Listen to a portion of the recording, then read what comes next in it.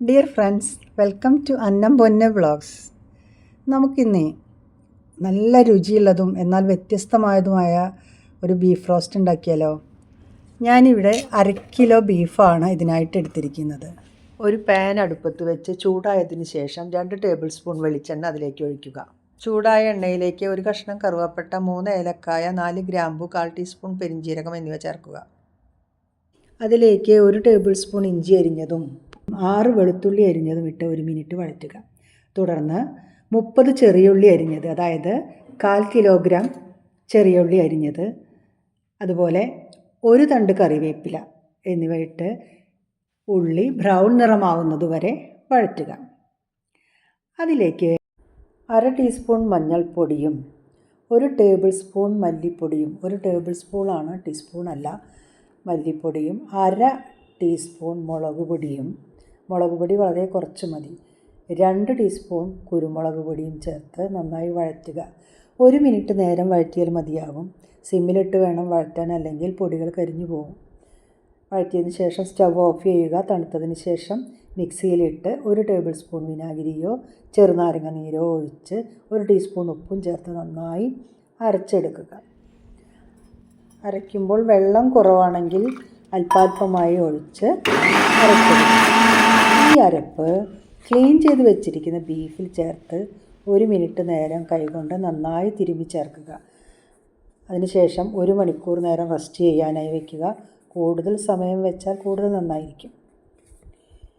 Overnight masala പുരട്ടി ഫ്രിഡ്ജിൽ വെക്കുകയാണെങ്കിൽ കൂടുതൽ നല്ലതായിരിക്കും, നല്ല ടേസ്റ്റായിരിക്കും. ഇപ്പോൾ 1 മണിക്കൂർ കഴിഞ്ഞിട്ടുണ്ട്. ഇത് ഒരു കുക്കറിലേക്ക് ഇടുക. മസാല ചേർത്ത് വെച്ച പാത്രത്തിൽ 1/2 കപ്പ് വെള്ളവും കൂടി ചേർത്ത് മസാല മുഴുവൻ കിട്ടുന്ന രീതിയിൽ കുക്കറിലേക്ക് വെള്ളമൊഴിക്കാം. 1 വിസിൽ വന്നാൽ സിമ്മിലിടുക. തുടർന്ന് 4 വിസിൽ വന്നതിന് ശേഷം ഓഫ് ചെയ്യാം. ആവിയെല്ലാം പോയതിന് ശേഷം കുക്കർ തുറക്കുക. കണ്ടോ, ബീഫ് നന്നായിട്ട് വെന്തിട്ടുണ്ട്, വളരെ കുറച്ച് വെള്ളമേ ഉള്ളൂ. ഇനി ഒരു പാൻ അടുപ്പത്ത് വെച്ച് ചൂടാക്കുക. ഞാൻ വിറകടുപ്പത്ത് വെച്ചാണ് ചെയ്യുന്നത്, ചീനച്ചട്ടിയിലാണ് ഉണ്ടാക്കുന്നത്. നിങ്ങൾക്ക് ഗ്യാസിൽ തന്നെ ഉണ്ടാക്കാം. ഇതിലേക്ക് 1.5 ടേബിൾ സ്പൂൺ വെളിച്ചെണ്ണ ഒഴിക്കുക. ചൂടായാൽ 2 ടേബിൾ സ്പൂൺ തേങ്ങാക്കൊത്തിട്ട് ബ്രൗൺ നിറമാകുന്നത് വരെ വഴറ്റുക.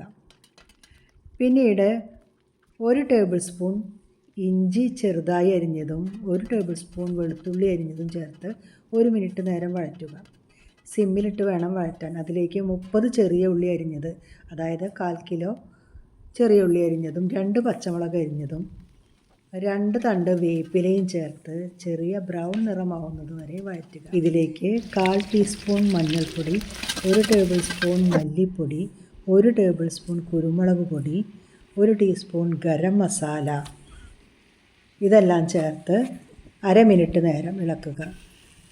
അതിലേക്ക് 1 തക്കാളി ചെറുതായി അരിഞ്ഞതും ചേർത്ത് നന്നായി വഴറ്റുക. 1 ടീസ്പൂൺ ഉപ്പും ചേർക്കാം. വെളിച്ചെണ്ണ ആവശ്യമെങ്കിൽ ഈ സന്ദർഭത്തിൽ കുറച്ചൊഴിക്കാവുന്നതാണ്. ഇനി നമ്മൾ വേവിച്ച് വെച്ച ബീഫ് ഇതിലേക്ക് ചേർക്കുക. നന്നായി ഇളക്കുക. വെള്ളം വറ്റുന്നത് വരെ വഴറ്റിക്കൊണ്ടേയിരിക്കുക. ആവശ്യമെങ്കിൽ ഉപ്പ് നോക്കി ഉപ്പ് ചേർക്കാം. ഇതുപോലെ ഡ്രൈ ആക്കി എടുക്കാം. ഇത്രയും ഡ്രൈ ആകണ്ട എന്നുള്ളവർക്ക് ഇതിന് മുമ്പേ എടുക്കാം.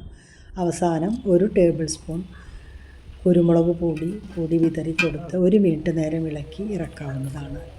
നല്ല രുചിയാണ്, ഒരിക്കലും ഫ്ലോപ്പ് ആവില്ല. നല്ല കോൺഫിഡൻസോട് കൂടി തന്നെ നിങ്ങൾക്ക് ഇത് ചെയ്യാം.